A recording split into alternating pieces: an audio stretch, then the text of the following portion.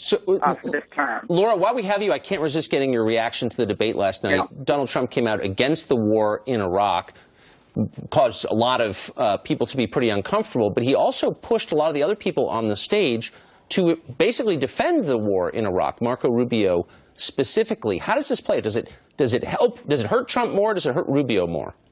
Well, I think it's a risky strategy, but I think this is what he's thinking. He's thinking that there are millions and millions of Republican voters who have had the luxury of some time to look back on whether the war in Iraq was really a good idea. You know, all the money we spent, all the men and women we lost. And I think a lot of Republicans, and the establishment doesn't like to hear this, Tucker, but I think millions and millions of Republicans probably agree with Trump that, you know, this was a disaster for the United States. We've lost influence in the Middle East.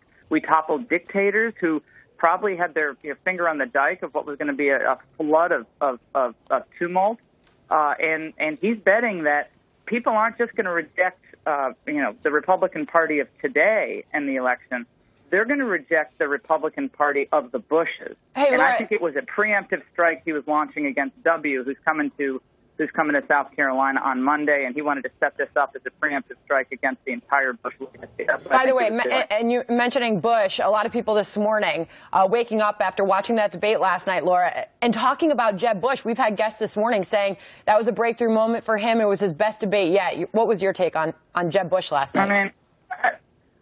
I think the people who think he had a breakthrough moment are the people who were upset that Jeb hadn't done better for the rest of the year. I mean, I guess he did better than he did in the second debate, but I don't think that really says much. I think the same old fault lines exist, and the most memorable lines of the debate, as usual, come from Trump, with the exception of the entertainer-in-chief or whatever that line was that Jeb had. But I mean, if they think they're going to relitigate the Iraq War throughout the United States in this primary process, and that's going to end well for them, I don't think it is. That's my personal view. I don't think that's going to end well for the Bushes.